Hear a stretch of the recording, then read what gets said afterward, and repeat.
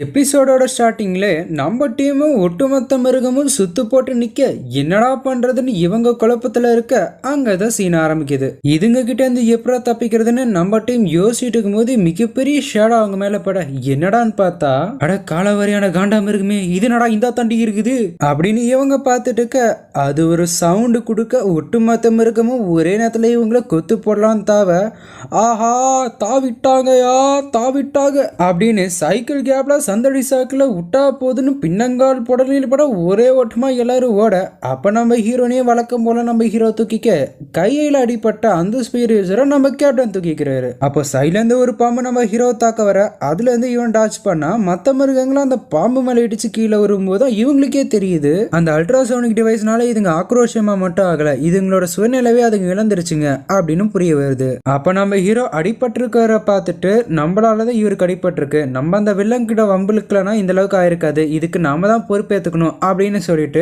ஓடுறத நின்றுட்டு ஹீரோனை இறக்கி விட்டுட்டு தன்னோட ஸ்பிரிட் எனர்ஜியை ஆக்டிவேட் பண்ணி அட்டாக் பொசிஷன்ல நின்று இவன் ஒரு ஸ்பிரிட் மாஸ்டரா அப்படின்னு ஒட்டுமொத்த டீம் ஷாக்காக நான் வழியை கண்டுபிடிச்சிட்டேன் வாங்க இந்த பக்கம் போகலாம் அப்படின்னு சொல்லி சைடில் கூட்டிட்டு போக பாதி மிருகங்கள் வந்த வேகத்துக்கு முன்னாடி போனாலும் மீதி மிருகங்கள் இவங்க இருக்க பக்கத்தில் தோத்த ஆரம்பிச்சிடுது.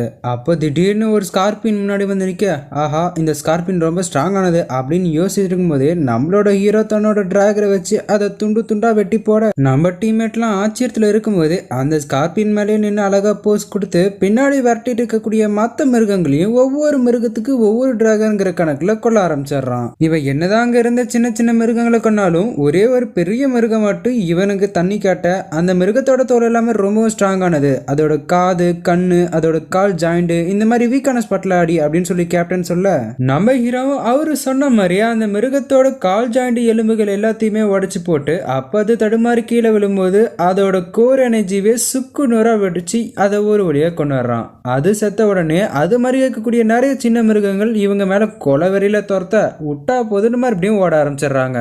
அப்போ மிகப்பெரிய பல்ல வர ஜஸ்ட் மிஸ் நம்ம லெப்டினன்ட் விழுந்திருப்பாரு இருந்தாலும் சுதாரிச்சுக்கிட்டு நம்ம டீம் அது சைடில் பூந்து போக அந்த மிருகங்கள் ஆஷிஷல் அதுங்க வந்து சூழ்நிலவே இல்லை எல்லா மிருகங்களும் கீழே வந்து சேர்த்துருதுங்க. அவங்க அந்த நேரத்தில் தான் தப்பிச்சிடறத நினைச்சு போட அவங்களுக்கு தெரியல அவங்கள ஒரு மிகப்பெரிய ஆபத்து கண்காணிச்சுக்கிட்டே இருக்குன்னு. அட் த சேம் டைம் இங்க நம்ம எனிமி டீம்ல அவங்களோட கேப்டன் அந்த 2 ஷாட்மே நம்ம மிஸ் பண்ணல அவங்க அதை தடுத்துட்டாங்க அப்படின்னு சொல்ல அதுக்கு நம்ம வெளில பயணம் அந்த லூஃபாங்குக்கு எவ்வளவு அதிர்ஷ்டம் இருக்கும் தெரியல என்கிட்ட தப்பிச்சிட்டே இருக்கான் அப்படின்னு சொல்லி செவத்தெல்லாம் போட்டு குத்த அதுக்கு அவங்களோட ஒரு டீம்மேட் நீ கவலைப்படாத அவங்கள டசன் கணக்கில் மிருகங்கள்லாம் துரத்துச்சு அதுவும் இல்லாமல் அவங்க டீமில் ஒருத்தனுக்கு அடிபட்டிருக்கு அவங்க அவ்வளோ சீக்கிரம் தப்பிச்சிடலாம் மாட்டாங்க அப்படிங்கிற மாதிரி சொல்ல அப்போ அந்த டீமோட கேப்டன் தன்னோட ரேடாரை பார்த்துட்டு அந்த ஓல்டு மனுஷன் மூவ் ஆக ஆரம்பிச்சிருச்சு நமக்கு நேரம் இல்லை சீக்கிரமாக அதை பிடிச்சாவனும் வாங்க கிளம்பலாம் அப்படின்னு ஒட்டுமொத்த டீமும் அங்கேருந்து கிளம்புறாங்க. கட் பண்ண நம்ம டீமை தான் காட்டுறாங்க. ஒரு உயரமான பில்டிங்கில் பாதுகாப்பாக பதுங்கிட்டு நம்ம ஹீரோயினி தான் அடிபட்டிருக்காரோட ரத்தப்போக்க நிறுத்துறதுக்கு ஃபர்ஸ்ட் எய்ட் பண்ணுறாங்க. அதுக்கப்புறமேட்டு ஹீரோட ரத்தப்போக்க நிறுத்திட்டேன் இப்போ பரவாயில்ல அப்படிங்கிற மாதிரி சொல்லவும் தான் எல்லாருக்கும் கொஞ்சம் மனசு நிம்மதியாக இருக்கு. அப்போ நம்ம டீமில் ஒருத்தர் அந்த யோகானுக்கும் டைகர் டீமுக்கும் எவ்வளோ கீழ்த்தரமான எண்ணம் நம்மள மாதிரி வாரியர்ஸ் கூட இல்லை சாதாரண வாலண்டியர்ஸை தாக்கியிருக்காங்க அப்படிங்கிற மாதிரி கோவப்பட அவங்க இதை செய்யறதுக்கு முன்னாடி ஏதோ பெரிய காரணம் இருக்கு அவனுங்க இதுக்கோ பிளான் பண்றாங்க அப்படிங்கிற மாதிரி நம்ம லெப்டினன்ட் சொல்லிட்டு இருக்காரு. அப்ப கொஞ்ச நேரத்திலேயே அடிப்பட்ட ஒரு கண்முளைக்க உடனே நம்ம கேப்டன் இப்போ உனக்கு எப்படி இருக்கு அப்படிங்கிற மாதிரி கேட்க இன்னும் சாகலை மற்றபடி என்னோட வாரியர் கெரியரே இனியோட முடிஞ்சிருச்சு அப்படிங்கிற மாதிரி அவர் சோகமா சொல்ல அதுக்கு நம்ம கேப்டனும் ஏன்டா என்ன காப்பாற்ற போய் உன்னால எல்லாம் என்னால தான் அப்படிங்கிற மாதிரி சொல்ல அதுக்கு நம்ம ஹீரோ இல்லை எல்லாம் என்னால தான் நான் மட்டும் அந்த வில்லங்கிட்ட சமாதானமாக போயிருந்தேன்னா அவன் பழி வாங்குறன்னு சொல்லிட்டு நம்மளை அட்டாக் பண்ணியிருக்க மாட்டான் எல்லா தப்பு என்னால தான் அப்படிங்கிற மாதிரி பழியை தூக்கி தான் மேலே போட்டுக்க அதுக்கு அந்த ஸ்பேரேஸ்ரோ பழியை தூக்கி இவன் மேலே போட்டுக்காத நம்ம டீம் இல்லைன்னா வேற ஏதாவது ஒரு டீமை அவனுக்கு பைட்டா யூஸ் பண்ண இப்படி தான் தாக்கியிருப்பானுங்க. அந்த நிர்வாண பேரிடர் காலங்களில் மிருகங்களால் தாக்கப்பட்டு இறந்த மனிதர்களோட கம்பேர் பண்ணும்போது நாமெல்லாம் ரொம்பவே அதிர்ஷ்டம் பண்ணவங்க உயிரோடு இருக்கும். நான் சின்ன பையனாக இருக்கும்போது இந்த மிருகங்களை என் கையால் நானே கொண்டு ஒரு வாரியர் ஆகணும்னு ஆசைப்பட்டேன். அதே மாதிரி ஒரு வாரியரும் ஆனேன். மக்களோட கண்களுக்கு ஒரு ஹீரோவாகவும் தெரிஞ்சேன். சில வருடங்களே எனக்குன்னு ஒரு குடும்பத்தை உருவாக்கிக்கிட்டேன். ஒரு குழந்தைக்கு தகப்பனாகவும் மாறினேன் அப்படின்னு அவர் சொல்ல அதுக்கு நம்ம ஹீரோவும் உங்கள் ஜேர்னி நீங்கள் நிச்சயம் கண்டினியூ பண்ணலாம் இது ஒன்றும் முடிவில்லை அப்படிங்கிற மாதிரி சொல்ல இல்லை லுஃபாங் எனக்கு நிறைய மாஸ்டர்ஸை கொண்டு போர் அடிச்சிருச்சு. ஒவ்வொரு முறை நான் வேலைக்கு வரும்போதும் என்னோடய குழந்தைகளும் என்னோடய மனைவியும் நான் மறுபடியும் வீட்டுக்கு வருவேனா இல்லையாங்கிற பயத்தோடையும் கவலையோடையுமே காத்திருப்பாங்க. எனக்கும் அவங்க முகத்தை மறுபடியும் பார்க்க முடியாமல் போயிடுமோன்னு ஒரு பயம் இருந்துக்கிட்டே தான் இருக்கும். ஒருவேளை இந்த இன்ஜுரி என்னோட வேலை வரத்துக்கான ஒரு சாக்கா கூட இருக்கலாமே அப்படிங்கிற மாதிரி அவர் சொல்ல, உடனே நம்ம லெப்டினன்ட்டும் அவர் என்கரேஜ் பண்ணுற மாதிரி பேச ஆரம்பிச்சாரு. சரிதான் நண்பா, இதுக்கு மேலே வரக்கூடிய உன்னோட வாழ்க்கையவாதவும் குடும்பத்தோட கொஞ்சம் நிம்மதியோடையும் அமைதியோடையும் கழிக்கலாமே. அது மட்டும் இல்லாமல் நீ ஒரு வாரியர் இன்ஸ்ட்ரக்டர் ஆகிட்டேன்னா உன்னோட இந்த வாரியர் லெகசியை உன்னோட வருங்கால மாணவர்கள் மூலிமா நீ கண்டினியூ பண்ணிகிட்டே தான் இருக்கலாமே அப்படிங்கிற மாதிரி ஒரு ஐடியாவும் கொடுக்குறாரு. இது அந்த ஸ்பேரியஸருக்கு கொஞ்சம் மனசு ஆறுதலாகவே இருக்குது. உடனே எல்லாரும் லூஃபாங்க கூப்பிட்டு, ஏ லூஃபாங், நீ ஒரு ஸ்பிரிச்சுவல் மாஸ்டருங்கிறது ஏன் எங்ககிட்ட சொல்லலை அப்படிங்கிற மாதிரி கேட்க, உங்களுக்கு தெரியாதது ஒன்றும் இல்லை.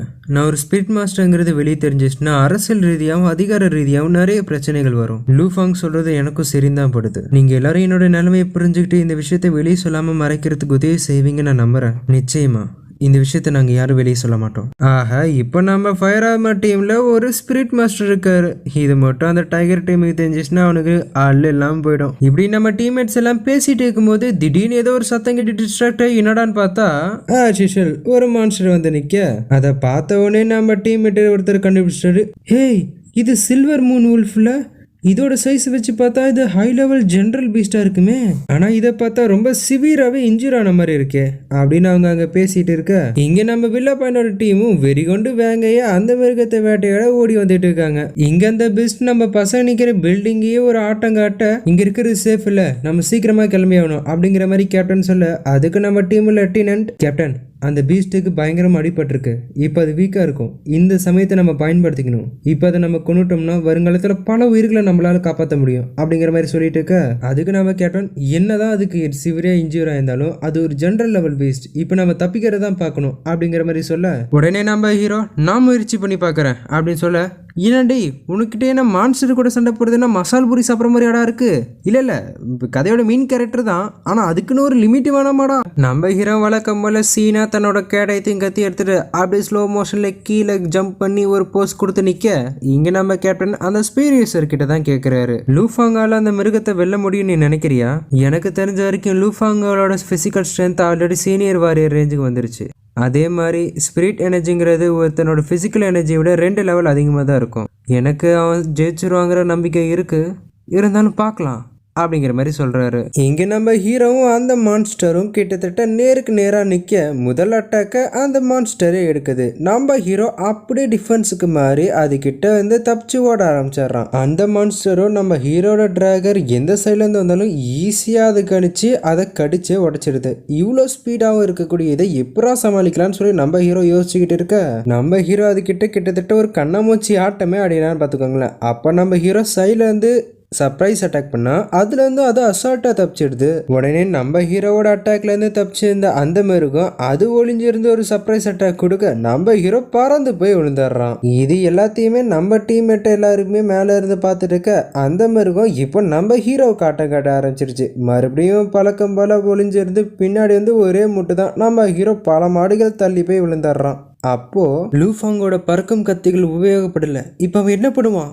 அப்படின்னு ரன்னிங் கமெண்ட்ரி வேற. அப்ப நம்ம ஹீரோவுக்கு இதுக்கு முன்னாடி ஒரு டிராகனோட கிறிஸ்டல் கோரை அழிச்சு அதை கொலை பண்ணது ஞாபகம் வர டக்குன்னு ஒரு பிளானை போட்டு அங்கிருந்து ஓட ஆரம்பிச்சிடறான். இவன் ஒருத்தன் மட்டும் தான் பிளான் போட்டா ஓட ஆரம்பிச்சிடறான். அப்ப அந்த மிருகமும் ஃபுல் ஃபோக்கஸ்டா நம்ம ஹீரோவை துரத்திட்டு வர, அப்ப அது எதிர்பார்க்காத நேரத்துல அதோட கழுத்துல ஒரு காயத்தை போட்டுடுறான். இப்போ இவங்க 2 பேரும் கீழே விழுந்துட்டு இருக்கும்போது அந்த டிராகன் நம்ம ஹீரோவை கடிக்க முயற்சி பண்ணும்போது அதே சாக்கா வச்சுட்டு அந்த டிராகனை நவுறு விடாம பிடிச்சிக்கிட்டு தன்னோட எல்லா டிராகர்ஸையும் ஒரே டிராகரா கொண்டு வந்து அடிப்பட்ட காயத்தை வீக் ஸ்பாட்டா பயன்படுத்தி அதை ஒரே ஸ்ட்ரைக்ல கொண்டுறான். பில்டிங்க்கு மேல இருந்தவங்களுக்கு அந்த மிருகம் நம்ம ஹீரோ மேல விழுந்ததுதான் தெரியும். அதனால என்ன ஆச்சுன்னு சொல்லி பதற அடிச்சுட்டு ஓடி வர, அப்போ நம்ம லெப்டினன்ட் அந்த மிருகம் செத்துருச்சான்னு செக் பண்ணலான்னு வந்தா திடீர்னு தலை அசையும் பாருங்க, அடியாத்தி அப்படின்னு ஒரு செகண்ட் பயப்பட நம்ம ஹீரோ தான் எந்திரிக்கிறதுக்கோசரம் அந்த தலையை தூக்கி இருக்கான். இதை பார்த்த உடனே எல்லாரும் அவங்களே அறியாம சிரிக்க ஆரம்பிக்க நம்ம ஹீரோனையும் ஒரு வேகத்துல வந்து கட்டி பிடிச்சிட்டு ஐயோ உணர்ச்சி வசப்பட்டுட்டேன்னு சாரிப்பா அப்படின்னு சொல்லிட்டு போயிடுது. அப்போ நம்ம ஹீரோ தன்னோட கை வலிக்கிறதையும் கவனிச்சுட்டு தன்னோட டிராகர்ஸும் உடஞ்சு போயிருக்குன்னு பார்த்துட்டு இருக்கும்போது நம்ம லெப்டினன்ட் கை கொடுத்து தூக்கி விட்டுட்டு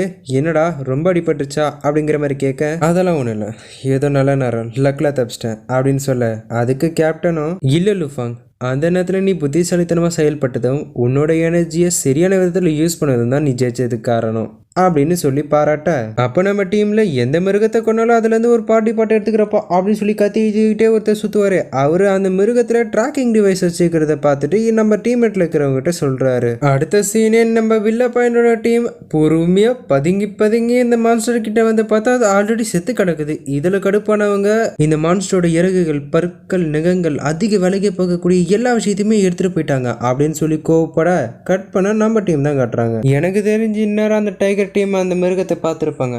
அதில் இருக்கக்கூடிய ஹை வேல்யூ பொருளும் நம்ம எடுத்துட்டோங்கிறது அவங்களுக்கு தெரிஞ்சிருக்கும். நம்மளை பாதி வேலையிலேயே தாக்கிறதுக்கு முயற்சி பண்ணாலும் பண்ணுவானுங்க. செக்யூரிட்டி பர்பஸ்க்கோசரம் நம்ம சீக்கிரமே சப்ளை பேஸுக்கு போகிறது நல்லது அப்படின்னு பேசிக்கிட்டே போகிறாங்க. இங்கே நம்ம வில்லன் டீமில் நம்ம ஹீரோ டைமில் பேசிக்கிட்டு இந்த மாதிரி நம்ம வில்ல பையன் அதே பிளானை தான் சொல்கிறோம். இங்கே நம்ம ஹீரோ டீமில் கேப்டனுக்கும் மற்றவங்களுக்கும் ரொம்ப தெளிவாகவே புரிஞ்சிருச்சு. அந்த சில்வர் மூன் உல்ஃபுங்கிறது உண்மையிலேயே ரொம்ப விலை மதிக்க முடியாத ஒரு மிருகம் தான். அதில் இருக்கக்கூடிய ஹை வேல்யூ மெட்டீரியலை கொள்ளையடிக்கணுங்கிறதுக்கோசரம் தான் மற்ற டீமில் இருக்கிறவங்களையும் மற்றவங்களையும் இவங்க ஒரு பைட் மாதிரி யூஸ் பண்ணிட்டு இருந்திருக்காங்க. அதனால தான் அந்த மிருகத்தில் இவங்க ட்ராக்கிங் டிவைஸ் கூட வச்சுருக்காங்கப்பா அப்படிங்கிற மாதிரி பேசிகிட்டு இருக்க, அப்போ நம்ம லெப்டினன்ட் ஆமாம் இப்போ அவனுங்க வேட்டையாடி சம்பாதிக்கணும்னு நினச்ச மிருகத்தை நாம் வேட்டையாடி எல்லா பொருளையும் எடுத்துகிட்டு வந்துட்டோம். இந்நேரம் கடுப்பில் அவனுங்க கதைகளி ஆடிட்டு இருப்பானுங்க அப்படின்னு சொல்லி கிண்டல் அடிச்சுக்கிட்டே வராரு. அதுக்கு இன்னொருத்தர் இவனுங்க ரொம்பவும் கீழ்த்தரமாக நடந்துக்கிட்டானுங்க. இந்த விஷயத்த சீக்கிரமாக போய் நம்ம ஹெட் குவார்ட்டர்ஸில் ரிப்போர்ட் பண்ணி இந்த ப்ராப்ளமை முடிஞ்ச அளவுக்கு சீக்கிரமாக சால்வ் பண்ணணும் அப்படின்னு பேசிகிட்டு இருக்க கட் பண்ணால் சப்ளை பேஸை தான் காட்டுறாங்க. அப்போ நம்ம வில்ல பையன் டீம் நம்ம ஹீரோ டைமை பார்த்து சண்டைக்கு வர, அப்ப நம்ம ஹீரோ ஹீரோயினி கிட்ட அந்த அடிபட்டு கூட்டிட்டு போமா அப்படிங்கிற மாதிரி சொல்லி அமுச்சு வச்சுட்டு இங்க வர, அப்ப நம்ம வில்ல பையன் எவ்வளவு டிகிரி இருந்தா எங்களோட இறைவே எங்க கிட்ட இருந்து திருடி இருப்பீங்க அப்படின்னு சொல்லி வம்பலுக்கு வர, அப்ப நம்ம கேப்டன் நம்ம வில்ல பையனோட கையை பிடிச்சி முறுக்கிட்டு உனக்கு கர்மான என்னன்னு யாரும் சொல்லி கொடுக்கல போல இருக்கே, அப்ப நான் உனக்கு சொல்லி தரேன். உங்களால தானே என் டீம்மேட்டோட கை போச்சு, அதுக்கு பதிலா நான் உன் கையை எடுத்துக்கிட்டா அப்படின்னு சொல்லி கையை பிடிச்சி முறுக்க அவன் வழியில கத்த, உடனே அந்த மற்ற டீம்மேட்ஸ் எல்லாம் வர இவரு போனா போதுன்னு விட்டுறாரு. அப்ப அந்த வில்லன் கேப்டன் எவ்வளவு தைரியம் இருந்தா ஏன் ஆள் மேலே கையில் வச்சிருப்ப, இதுக்கு நீ பதில் சொல்லி ஆகணும் அப்படின்னு சொல்லி அவனோட ஆயுதத்தை எடுக்க, நம்ம டீம்மேட்லாம் நம்மளோட ஆயுதத்தை எடுக்க இந்த இடத்துல சண்டை வரும்னு பார்த்தா எபிசோட் முடிஞ்சிடுச்சு.